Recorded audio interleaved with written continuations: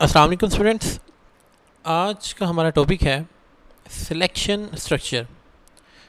सबसे पहले हम देखेंगे कि सिलेक्शन स्ट्रक्चर होता क्या है, फिर हम इसे एग्जाम्पल की मदद से समझने की कोशिश करेंगे और इसके बाद हम देखेंगे कि सिलेक्शन स्ट्रक्चर की टाइप्स कौन कौन सी होती हैं। तो सबसे पहले डेफिनेशन से स्टार्ट करते हैं।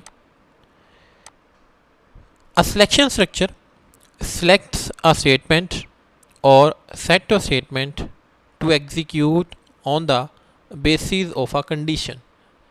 कि सिलेक्शन स्ट्रक्चर एक कंडीशन की बेस के ऊपर कुछ स्टेटमेंट्स को या सेट ऑफ स्टेटमेंट्स को एग्जीक्यूट करता है। आगे देखते हैं, ये कहता है set a statement or set of statement that is executed when a particular condition is true. कि जब हमारी जो कंडीशन है वो ट्रू होती है तो हम एक ख़ास स्टेटमेंट्स को एग्जीक्यूट करते हैं। आगे कहता है and ignored when the condition is fall is called conditional statement. यानी कि जब हमारी कंडीशन ट्रू होगी तो हम कुछ ख़ास स्टेटमेंट्स को एग्जीक्यूट करेंगे और जब हमारी कंडीशन फॉल्स हो जाएगी तो हम उस स्टेटमेंट्स को इग्नोर कर देंगे।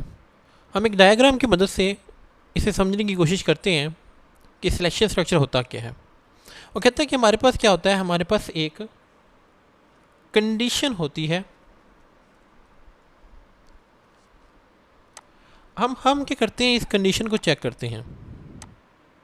हम चेक करते हैं कि क्या ये कंडीशन ट्रू है या फॉल्स है।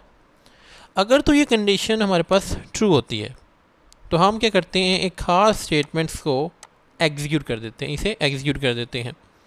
लेकिन अगर समहाउ मेरी ये जो कंडीशन है ये फॉल्स हो जाती है, तो जब कंडीशन फॉल्स होगी तो हम इस जो स्टेटमेंट को हम एग्जीक्यूट नहीं करेंगे, हम इस स्टेटमेंट को स्किप कर देंगे, इस स्टेटमेंट को हम एग्जीक्यूट नहीं करेंगे। ये वाला जो रास्ता है, यहाँ से ये रास्ता क्या कर दिया जाएगा, ये ब्लॉक हो जाएगा।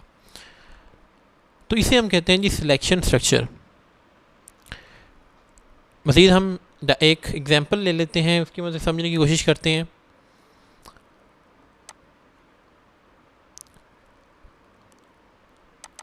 एग्जांपल हमारे पास कुछ इस तरह से है। Suppose a program display if the students suppose a program display pass if the students get 40 or more than 40 marks. कि एक प्रोग्राम हो वो डिस्प्ले पास उस वक्त करे जब स्टूडेंट के जो मार्क्स हैं वो 40 हैं या 40 से ज़्यादा हैं। आगे कहता है जी ये display fail when the marks are below 40। कि अगर मार्क्स उसके 40 से कम हो तो वो फेल डिस्प्ले कर दे आपकी स्क्रीन के ऊपर। The program check the marks before displaying the message.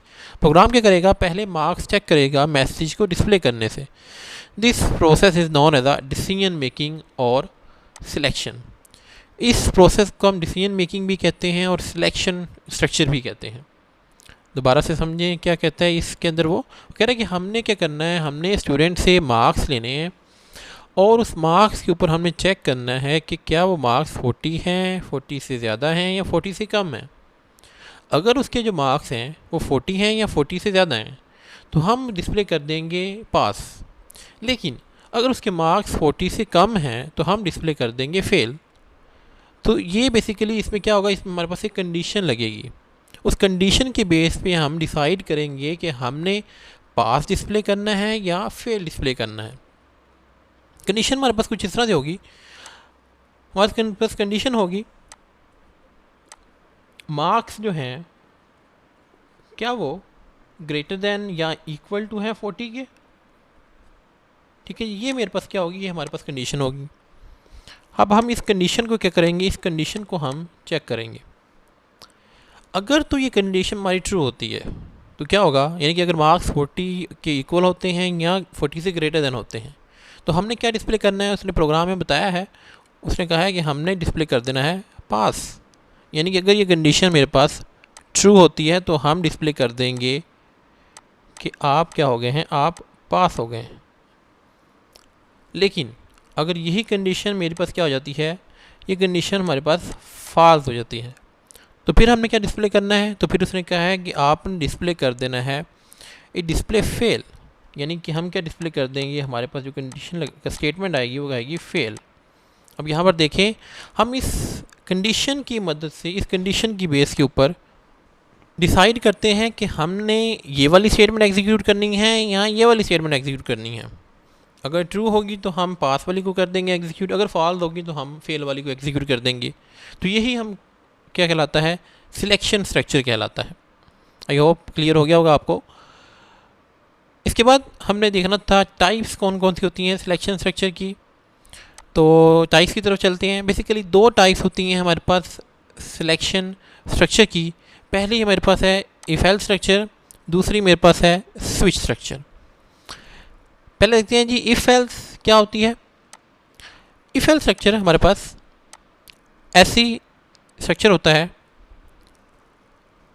It is used to execute or skip a statement or set of statement by checking a condition, कि हम एक कंडीशन की बेस के ऊपर कुछ स्टेटमेंट को सिलेक्ट करते हैं और कुछ को स्किप कर देते हैं। जैसे कि अभी हमने डायग्राम के अंदर पीछे देखा कि हमारे पास क्या होता है, हमारे पास एक कंडीशन होती है।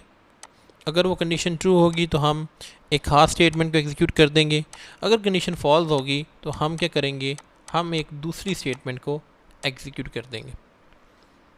तो इसे हम कहते हैं जी ये है मेरे पास इफ़ एल्स स्ट्रक्चर। सेकेंड हमारे पास आता है स्विच स्ट्रक्चर। इसमें क्या होता है ये देखते हैं। वो कहते हैं it is use when there are many choices available and only one should be executed.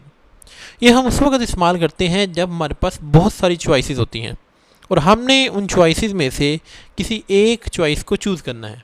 यानी कि फॉर एग्जांपल मेरे पास काफ़ी सारी स्टेटमेंट्स हैं। मेरे पास एक स्टेटमेंट 1 है, एक स्टेटमेंट मेरे पास 2 है, एक स्टेटमेंट मेरे पास 3 है, एक स्टेटमेंट मेरे पास 4 है। अब मेरे पास ये 4 चॉइसेस हैं, लेकिन हमने इन चारों में से किसी एक स्टेटमेंट को एग्जीक्यूट करना है।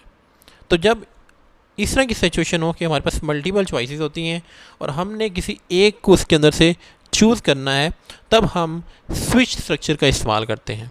तो ये हमारे पास सिलेक्शन स्ट्रक्चर की दो टाइप्स हैं, इफ एल्स स्ट्रक्चर और स्विच स्ट्रक्चर्स।